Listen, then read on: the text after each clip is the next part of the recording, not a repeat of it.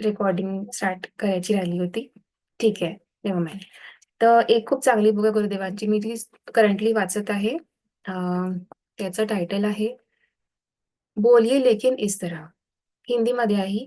बोलिये लेकिन इस तरह. याच्यामध्ये दिलं आहे, की आपण किती बोलायचं, कसं बोलायचं आणि कधी बोलायचं. खूप इंटरेस्टिंग बुक आहे. आपण ती स्वाध्यायासाठी नेक्स्ट टाईम घेऊ, नक्कीच घेऊ. छोटीशीच बुक आहे, 30-40 पेजेसची. तसंच याच्यामध्ये दिलं आहे, मी पूर्ण नाही वाचली आहे ती, पण त्याच्यामध्ये गुरुदेवांनी दिलं आहे, की अशी काही लोकं असतात आयुष्यात, जे खूप कमी बोलतात, पण त्यांचं बोलणं ना खूप जास्त प्रभावी असतं. काही लोकं जसं की एखादं काम आहे जे होत नाही आहे, आपल्या म्हणजे कोणातूनच होत नाही आहे, पण एखादी व्यक्ती जर तिथे जाऊन काही बोलून तर त्याचं काम लवकर होतं, असं आपण बघितलं आहे. तर असं ॲक्चुअली असतं. तर ती बुक आपण नेक्स्ट टाईम घेऊ. त्याच्यामध्ये एक बिलकुल डिटेलमध्ये दिलंय की कसं काय असतं ते. तर तेच थोड्याच दिवसात लोक न सांगताच तुमच्याकडे आकर्षित होताना दिसतील. जितकं कमी बोलू ना, तितकी एनर्जी आपली सेव्ह होईल आहे बेसिकली. तर ट्राय करा की कमी बोलायचं. एक्सेस बोलून पण हे सगळं तेव्हाच वर्क करतं जेव्हा आपल्याला काही अचीव्ह करायचं आहे. आपण आपलं जर काही गोल नाही आहे, कुठला एम नाही आहे, तर मग आपण बोलू शकतो जितकं आपल्याला आपण एनर्जी कुठेवर वेस्ट करू शकतो.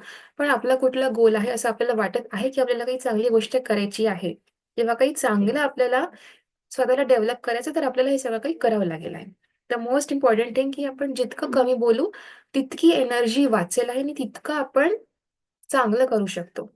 तर असतात ना काही लोकं, की ज्यांना जे खूप जास्त कमी बोलतात. माझ्या क्लासमध्ये पण आहेत. पण जेव्हा ते बोलतात तेव्हा काही ते चांगलं किंवा इंटरेस्टिंग बोलतात, असं मी ऑब्झर्व्ह केलं आहे. तर असं बोलावं ज्याला इम्पोर्टन्स आहे. ते नाही की आपण नुसतं बोलत चाललो आहे. नेक्स्ट टॉपिक आहे पुरुषार्थी पुरुषार्थाची हाक. ठीक आहे.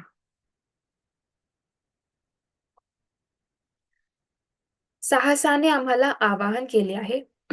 काळ, युग, कर्तव्य, उत्तरदायित्व, विवेक व पुरुषार्थ हे सर्व आम्हाला साथ घालीत आहे. पुरुषार्थ म्हणजे जो मनुष्याचा उद्देश आहे.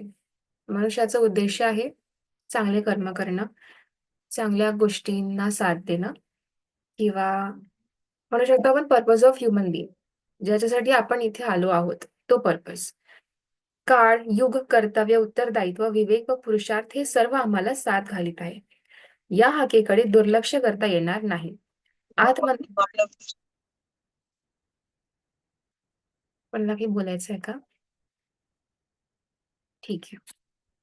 आत्मनिर्माण व नवनिर्माणासाठी आम्ही काटेरी मार्गाची सहर्ष स्वीकार करू आणि पुढे चालू.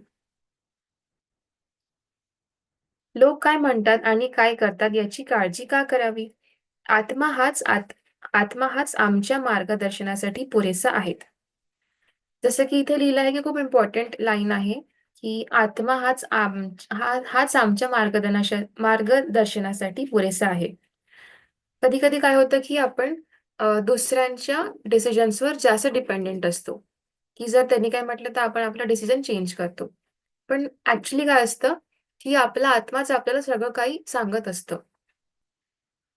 होऊ शकतं, की आता नाही करणार ही गोष्ट, पण जसं-जसं आपण हळू-हळू अं, समजू लागतो, आपण जसं-जसं मेडिटेशन करतो, आपण जसे बुक्स वाचतो, जसं आपण चांगल्या एन्व्हायर्नमेंटमध्ये राहतो, तसं-तसं आपली जी आत्मा आहे ती आपल्याला गाईड करते, की आपल्याला हे केलं पाहिजे, हे नाही केलं पाहिजे. हे सगळ्यांमध्येच असतं. पण आपण बेसिकली कधी-कधी आपण काय करतो, की आपण ऐकतो त्या आत्माचं जी आपल्याला चुकीच्या मार्गावर नेते किंवा आत्मा म्हणण्यापेक्षा ते नाही म्हणायला पाहिजे. जी जसं की 2 मन असतात, जसं 2 मन असतात आपल्या मनात, एक चांगलं आणि एक वाईट. आपण वाईट जास्त कधी-कधी लवकर ऐकतो, की हे शॉर्टकट आहे, हे लवकर होऊन जाईल आहे. पण त्याचा रिझल्ट इतका चांगला नसतो. तर नेहमी चांगली जी आवाज असते आपल्या मनातून ती ऐकली पाहिजे. ती आपल्याला नेहमी चांगल्या मार्गावर नेते. कधीच चुकीच्या मार्गावरती नेत नाही. लोक अंधारात भटकत आहे, तर त्यांना भटकू द्या. आम्ही आपल्या विवेकरूपी प्रकाशाचा आधार घेऊन स्वतःच उन्नतीकडे अग्रेसर होऊ. कोण आमचा विरोध करतो व कोण समर्थन याची गणना कोणी करावी? आमचा अंतरात्मा, आमचे साहस आमच्या सोबत आहे. आम्ही तेच करू जे आमच्यासारख्या जागृत व्यक्तींसाठी उचित व उपयुक्त आहे. आपण तेच केलं पाहिजे जे आपल्यासाठी सुटेबल आहे किंवा असं केलं पाहिजे ज्याचे रिझल्ट चांगले येतील आहे. नेक्स्ट आहे पुरुषार्थाची शक्ती. आज सुधारणावादी तत्त्वांची स्थिती फारच उपहासास्पद झाली आहे. धर्म, अध्यात्म, समाज व राजकीय क्षेत्रात सुधारणा व उत्थानाच्या घोषणा जोरजोरात दिल्या जातात. परंतु त्या सर्व क्षेत्रांमध्ये जे काही आज घडत आहे, क्षेत्रामधील लोक जे काही करीत आहेत, ते बघून त्यांना बोलण्या वागण्यात आकाश पाताळा एवढे अंतर असल्याचे आढळून येते. अशा स्थितीत उज्ज्वल भविष्याची आशा माळवत चाललेली दिसून येते. आम्ही सर्वांनी काय अनुकूल काळाची वाट बघत हातावर हात ठेवून निष्क्रिय बसून राहावे, स्वतःला निराधार व असमर्थ समजावे आणि या विषम परिस्थितीला बदलण्यासाठी दुसऱ्यांच्या तोंडाकडे पाहत राहावे. मानवी पुरुषार्थ जागृत असेल तर असे होऊ नये. त्यात सांगितलंय की आज सगळीकडे आपण बघतो की सुधारणी होईल असं सांगितली जाते की हे चांगलं होईल, ते चांगलं होईल.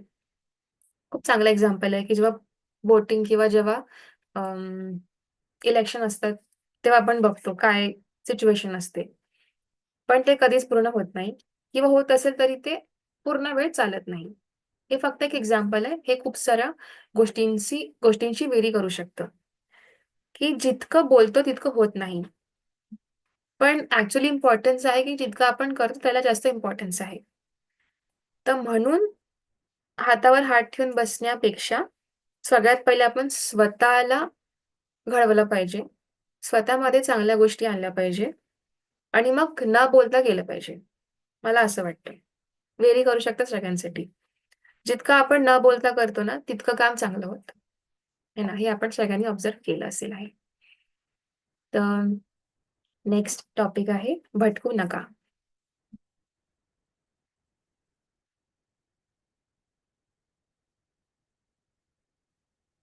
आज सुधारणावादी तत्त्वांची स्थिती फारच ठीक आहे, हे झालंय. भटकू नका. लोभ-मोहाचे, नावलौकिकाचे, यशाचे व दडपणाचे आवेग असे असतात, जे मनुष्याला प्रदीर्घ मार्गावर चालण्यास भाग पाडतात आणि कुठल्या कुठे फरफटत घेऊन जातात. आम्हालाही त्यांनी असेच फरफटत नेले असते. सामान्य जणांना ते अशाच प्रकारे ओढून नेतात. सिद्धांतवादाच्या मार्गावर चालणाऱ्या बहुतेक व्यक्ती याच कारणांमुळे भरकटल्या आणि कुठल्या कुठेच पोहोचल्या. आपण अशा आवेगांमध्ये भटकू नये. तुमचे मन जेव्हा कधी अशा प्रकारे विचलित होईल, त्या क्षणी तुम्ही त्या दिवशी आठवण करा, जेव्हा तुमच्या अंतःकरणात श्रद्धेचा एक अंकुर फुटला होता. या गोष्टीला सतत लक्षात ठेवा, की या श्रेष्ठ मार्गावर परिश्रम करण्याची जी तीव्र आकांक्षा व प्रेरणा सुरुवातीच्या काळात होती, त्यात कुठे कमी तरी आली नाही ना. जेव्हा आपण कुठलं चांगलं काम करत असतो, तेव्हा त्याच्यामध्ये खूप सारे डिस्टर्बन्स येतात. खूप सारे लोकं त्याच्यामध्ये काही-काही टाकतात. आपण ती गोष्ट समजू शकतो, की कोणी म्हणतील की कोणी काही-काही असे करतील क्रिएट सिच्युएशन्स, की जे आपल्या कामाला खराब करतील आहे. असे खूप सारे लोकं असतात, असे खूप सारे सिच्युएशन आपल्या चांगल्या करण्यामध्ये येते.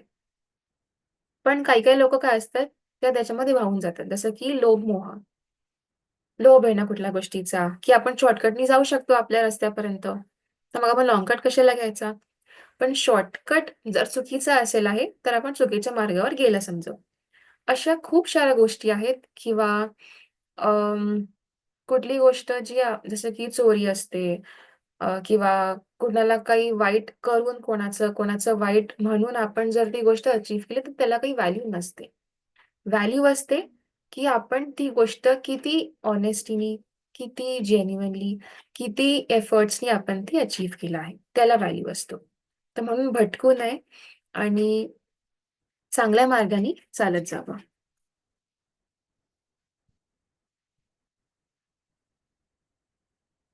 नेक्स्ट टॉपिक आहे कामाचा ध्यास व परिश्रमाचे महत्त्व. मनुष्यामध्ये एखाद्या कामाचा ध्यास असेल, तर तो 100 पट काम करवून घेतो. इतके जास्त कार्य करवून घेतो, की आमच्या कामाला बघून तुम्हाला तर आश्चर्य वाटेल. इथे गुरुदेव सांगत आहेत, की अं, एखाद्या कामाचा ध्यास म्हणजे एखाद्या कामाबद्दल आपण मनापासून रेडी असतो करायला, चिकाटीने 100% देऊन आपण मनापासून जेव्हा ते काम करतो, प्लस आपण जेव्हा मेहनत करतो, तेव्हा ते पट तेव्हा ते काम 100 पट चांगलं होतं. आता गुरुदेव सांगत आहे त्याच्यामध्ये आपलं स्वतःचं उदाहरण सांगत आहे. इतके जास्त कार्य करवून घेतो, की आमच्या कामाला बघून तुम्हाला तर आश्चर्यच वाटेल.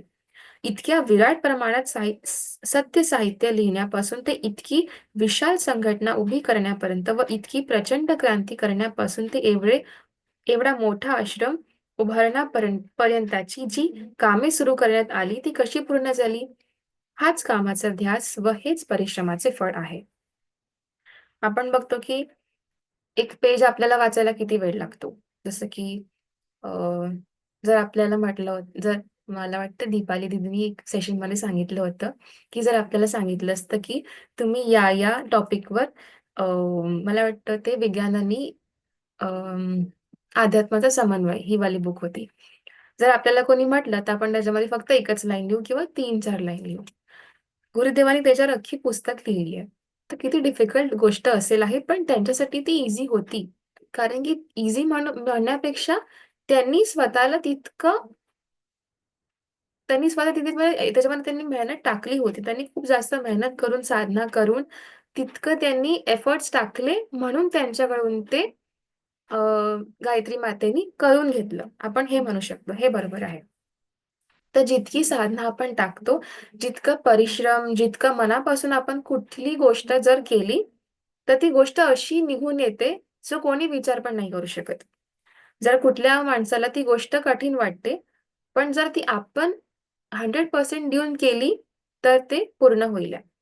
आपण याच्यावर पुस्तक पण घेतली होती, संकल्प शक्ती की प्रचंड प्रतिक्रिया किंवा मन से हार मन से जीते जीत. या सगळ्या पुस्तक मनावर आहेत.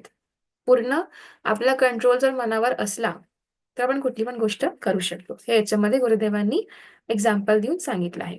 आम्ही परिश्रमापासून स्वतःलाच वाचविले असते, तर एखाद्या अतिसामान्य पोटभरू माणसासारखेच आमचे जीवन राहिले असते. चोरी, फसवणूक व चलाखीने जे काही मिळवले असते, तेवढ्यावर स्वतःचे पोट भरविले असते. महागडे कपडे व मजे खातर पैसा उधळत राहिलो असतो. परंतु तशा स्थितीत आज आम्ही विराट कार्य उभे केले, ते कदापि शक्य नसते. जर त्यांनी पण नुसतं नॉर्मल लोकांसारखं जर त्यांनी सगळं काही केलं असतं, की जे पण पैसे आहेत ते आपल्या चांगल्यासाठी लावायचे, दुसऱ्यांसाठी नाही लावायचे किंवा महागडी वस्तू घ्यायची किंवा जे पण नॉर्मली ऑर्डिनरी लोकं करतात. तर आज हे सगळं काही नसतं होऊ शकलं. आज इतकं सारं साहित्य त्यांच्याद्वारे लिहिलं नसतं गेलं. इतकं मोठं आश्रम नसतं, ज्यामुळे इतक्या लोकांचे जीवन आज बदलत आहे. आपण ते स्वतःच पाहतो आणि आपले पण बदलत आहे. तर इम्पोर्टंट थिंग आहे, की मनापासून करणे आणि 100% देऊन करणे. नेक्स्ट टॉपिक आहे चिंतन आणि चारित्र्याचा समन्वय. दुसऱ्यांमधील दोष बघण्याआधी स्वतःमधील दोष बघा. इतरांच्या दोषांची चर्चा करण्याआधी, त्याची निंदा करण्याआधी आपण स्वतःमध्ये तर त्या गोष्टी नाहीत ना, हे तपासून पहा. दोष असतील तर आधी त्यांना दूर करा. दुसऱ्यांची निंदा करण्यात जितका वेळ घालवितो, तितका वेळ स्वतःच्या आत्मोन्नतीसाठी लावा. असे केल्याने आपणास हे कळवून येईल की इतरांची निंदा करीत आपण द्वेषाला जे खतपाणी घालीत होतो, त्याला सोडून आपण परमानंद प्राप्तीच्या मार्गाने जात आहे. जसं की जर आपण एखाद्या झाडाला खत पाणी दिलं. जसं खत दिलं, जसं पाणी दिलं, ज्या क्वालिटीचं आपण त्याच्यामध्ये टाकलं, तीच क्वालिटी त्याच्या फ्रुट्समध्ये आपल्याला मिळेल. तसंच आपण जर आपल्या मनामध्ये वाईट गोष्टींचं खत टाकलं, नुसतं दुसऱ्यांबद्दल निंदा, द्वेष, राग, आपण या सगळ्या गोष्टी जर आपल्या मनामध्ये टाकत गेलो, तर त्याचे फ्रुट्स पण तसेच मिळतील ना. तर म्हणून आपण ते सगळं काही सोडून त्याच्या बियॉन्ड विचार करायला पाहिजे. तेव्हाच आपल्याला परमानंद प्राप्ती मिळेल. म्हणजे आपल्याला ॲक्चुअल हॅपीनेस काय असते ती तेव्हाच कळेल, जेव्हा आपण या सगळ्यांच्या बियॉन्ड विचार करू. म्हणजे आपण या सगळ्यांच्या पलीकडे विचार करू. जग जिंकण्याची आशा बाळगणाऱ्या मनुष्यांनो, प्रथम स्वतःला जिंकण्याचा प्रयत्न करा. तुम्ही असे करू शक तुम्ही असे करू शकला तर एक दिवस तुमचे विश्वविजेता बनण्याचे स्वप्न साकार होईल. तुम्ही जितेंद्रिय रूपाने या साऱ्या जगाला बोटांवर नाचवू शकाल, तेव्हा या जगातील कोणताही जीव तुमचा विरोध करण्याची शक्यता नाही किंवा शकणार नाही.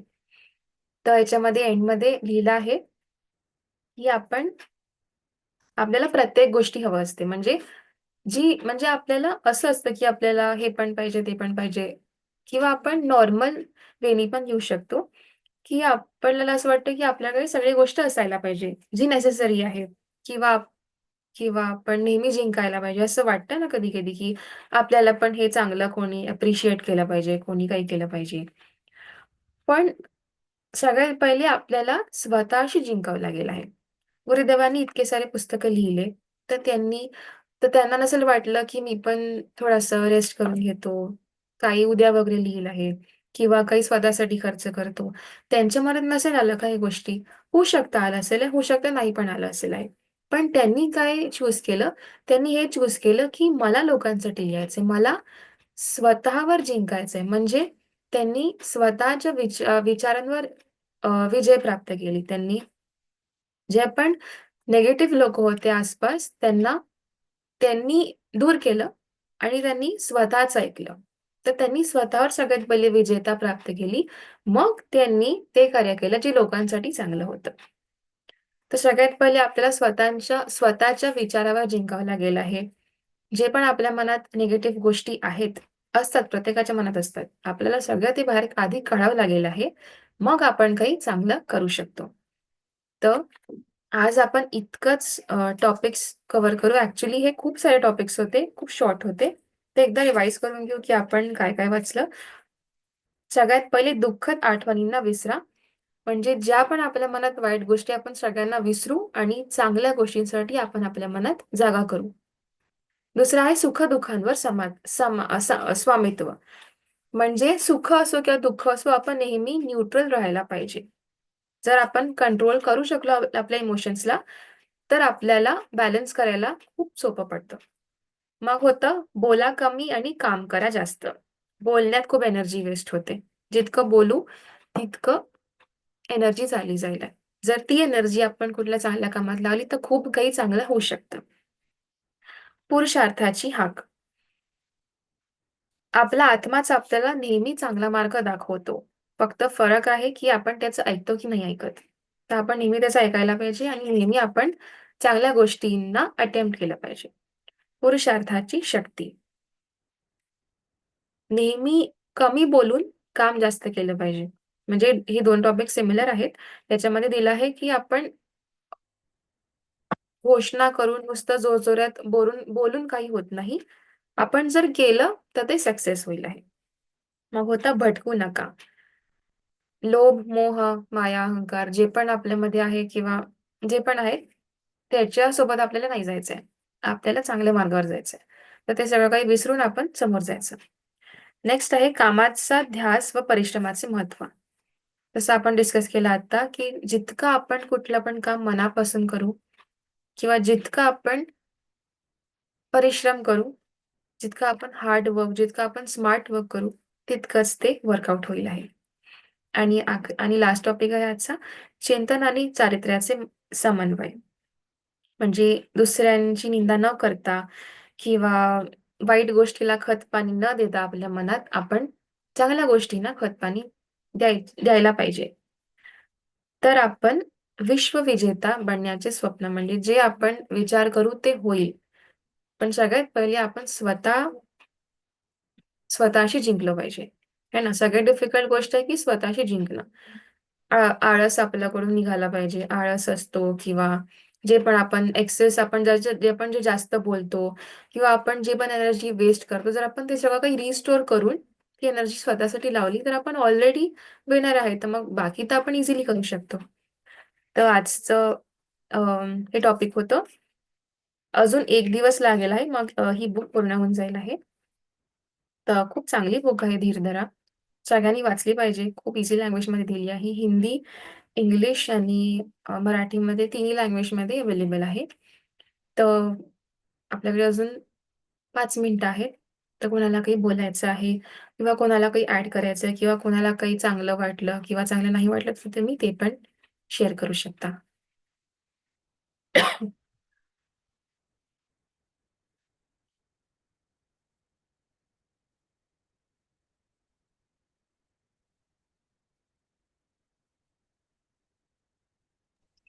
खरंच छान बुक आहे, सानिका ही.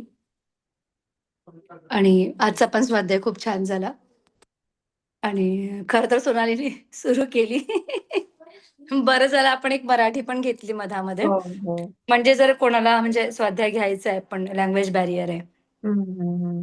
तर असं पण आपण मधा-मधामध्ये मराठी किंवा कधी तुम्हाला वाटलं तर इंग्रजी पण ॲड करू शकतो. बऱ्यापैकी सगळं कळलं आणि खूपशा गोष्टी ज्या आहेत ना, या प्रॅक्टिकली आपण हं, लाईफमध्ये उतरवायला पाहिजे या पुस्तकातल्या. हं. हो. अजून कोणाला काही बोलायचं आहे आज? आचल, आर्या, चांदनी दीदी, वैष्णवी, पुष्कळ नवीन लोकं आहेत. नवीन म्हणजे सगळेजण जॉइन करतात. पण आज खूप दिवसांनी दिसले असं मला वाटलं. कोणाला काही बोलायचं आहे, तुम्ही मेसेज पण करू शकता किंवा अजून काही चांगलं करता येईल का स्वाध्यायामध्ये? अजून काही प्रेझेंट करू शकतो का आपण चांगल्यापैकी? तुम्ही ते पण सजेशन्स देऊ शकता. नाहीतर मग आपण शांतीपाठ घेऊन घेऊ. आपल्याकडे अजून 3 मिनिटं आहेत.